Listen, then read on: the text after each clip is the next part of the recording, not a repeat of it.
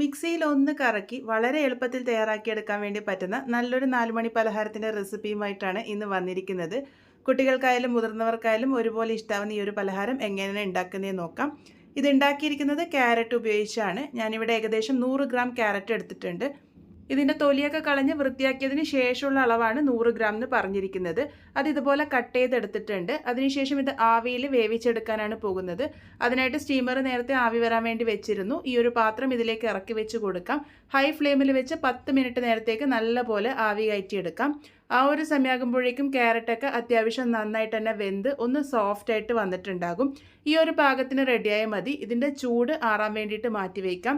ചൂട് നല്ലപോലെ ആറി വന്നതിന് ശേഷം മിക്സറിൻ്റെ ജാറിലേക്ക് ഇത് മുഴുവനായിട്ടും തന്നെ ഇട്ട് കൊടുക്കാം. ക്യാരറ്റ് വേവിച്ചപ്പോൾ ഇറങ്ങി വന്ന വെള്ളം കളയേണ്ട ആവശ്യമില്ല, അതുകൂടെ ചേർത്ത് കൊടുത്തോളൂ. ഇനി ഇതിലേക്ക് മധുരത്തിന് പാകത്തിന് പഞ്ചസാര ചേർത്ത് കൊടുക്കാം. 1/2 കപ്പാണ് ഇവിടെ ചേർത്ത് കൊടുത്തിരിക്കുന്നത്. കൂടെ തന്നെ 1 കപ്പ് തേങ്ങ ചിരകിയതും കൂടെ ചേർത്ത് കൊടുത്തിട്ടുണ്ട്. ഇനി ഇതിലേക്ക് 1/4 ടീസ്പൂൺ ചെറിയ ജീരകം ചേർത്ത് കൊടുക്കാം. കൂടെ തന്നെ 1/2 ടീസ്പൂൺ ഏലക്കാപ്പൊടിയാണ് ചേർത്ത് കൊടുത്തിരിക്കുന്നത്. ഇതിലേക്ക് 1/2 കപ്പ് വെള്ളം ചേർത്ത് കൊടുക്കാം. ഞാനിവിടെ 2 ബാച്ചായിട്ടാണ് ചേർത്ത് കൊടുത്തിരിക്കുന്നത്. ഇതുപോലെ നന്നായിട്ട് തന്നെ ഒന്ന് അരച്ചെടുത്തിട്ടുണ്ട്. അതിനുശേഷം ഇതിലേക്ക് 1 കപ്പ് വറുത്ത നല്ല ഫൈനായിട്ടുള്ള അരിപ്പൊടിയാണ് ചേർത്ത് കൊടുത്തിരിക്കുന്നത്. പത്തിരിപ്പൊടി എന്ന് പറഞ്ഞ് കടയിൽ നിന്ന് വാങ്ങാൻ കിട്ടുന്ന ആ ഒരു പൊടിയാണ് ഉപയോഗിച്ചിരിക്കുന്നത്. ഇതിലേക്ക് 1/2 കപ്പ് വെള്ളം ആദ്യം ചേർത്ത് കൊടുത്തിട്ടുണ്ട്. ഇനി ഇതിലേക്ക് ഒരു 1/4 ടീസ്പൂണിൻ്റെ പകുതി അളവ് ഉപ്പും കൂടെ ചേർത്ത് കൊടുക്കാം. ഇതൊന്ന് അരച്ച് വന്നതിന് ശേഷം വീണ്ടും 1/4 കപ്പ് വെള്ളം കൂടെ ചേർത്തിട്ടുണ്ട്. അങ്ങനെ ടോട്ടലായിട്ട് ഇത് അരച്ചെടുക്കാൻ 1/4 കപ്പ് വെള്ളമാണ് ചേർത്തിരിക്കുന്നത്. കൂട്ടിൻ്റെ കൺസിസ്റ്റൻസി ഈ ഒരു പാകത്തിനാണ് വേണ്ടത്. ഇനി ഇത് ആവി കയറ്റി എടുക്കാനാണ് പോകുന്നത്. അതിനായിട്ട് ഏത് പാത്രമാണോ യൂസ് ചെയ്യുന്നത് ആ ഒരു പാത്രം നല്ല പോലെ തന്നെ നെയ്യ് തടവി എടുക്കാം. ഇതുപോലത്തെ ഒരു പ്ലേറ്റിലാണ് ഞാനിവിടെ സെറ്റ് ചെയ്തെടുക്കാൻ വേണ്ടി പോകുന്നത്. നമ്മൾ തയ്യാറാക്കി വെച്ചിരിക്കുന്ന കൂട്ടിൽ നിന്നും ആവശ്യത്തിന് കൂട്ട് നമുക്ക് ആ ഒരു പ്ലേറ്റിലേക്ക് ഒഴിച്ചു കൊടുക്കാം. ഞാനിതിപ്പോൾ ഒരുപാട് തിക്കായിട്ടല്ല തയ്യാറാക്കി എടുക്കാൻ വേണ്ടി പോകുന്നത്. തിന്നായിട്ടുള്ള ഷീറ്റായിട്ടാണ് തയ്യാറാക്കിയെടുക്കാൻ വേണ്ടി പോകുന്നത്. അത് നിങ്ങളുടെ ഇഷ്ടമാണ്. നിങ്ങൾക്കിത് മുഴുവനായിട്ടും ഒരു പാത്രത്തിലേക്ക് ഒഴിച്ച് ഇത് ആവി കയറ്റി എടുക്കാവുന്നതാണ്. അല്ലാന്നുണ്ടെങ്കിൽ ഈ ഒരു രീതിക്ക് തയ്യാറാക്കിയെടുക്കാം.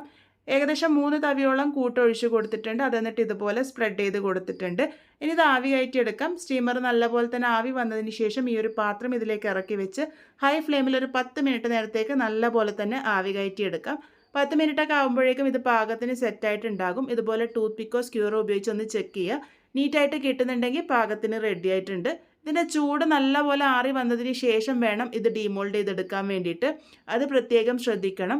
ചൂടൊക്കെ ആറി വരുമ്പോൾ ഇതിൻ്റെ അരികുകളൊക്കെ നന്നായിട്ട് വിട്ടൊക്കെ വരും. അതിനുശേഷം ഇതുപോലെ സ്പാറ്റിലിയോ അല്ലാന്നുണ്ടെങ്കിൽ കത്തിയോ ഉപയോഗിച്ച് ഒന്ന് അരികുകളൊക്കെ നന്നായിട്ട് വിടിയിച്ചിട്ട് നമുക്ക് ആ ഒരു പാത്രത്തിൽ നിന്നും ഇത് ഡീമോൾഡ് ചെയ്തെടുക്കാം. നെയ്യാക്കിയത് കൊണ്ട് തന്നെ ഇത് പാത്രത്തിലൊന്നും ഒട്ടും തന്നെ പറ്റി പിടിക്കൊന്നുമില്ല. ഈസി ആയിട്ട് നമുക്ക് ഡീമോൾഡ് ചെയ്തെടുക്കാൻ വേണ്ടി പറ്റും. ഇതിപ്പോൾ കണ്ടില്ലേ, ഒട്ടും പറ്റി പിടിച്ചിട്ടൊന്നുമില്ല.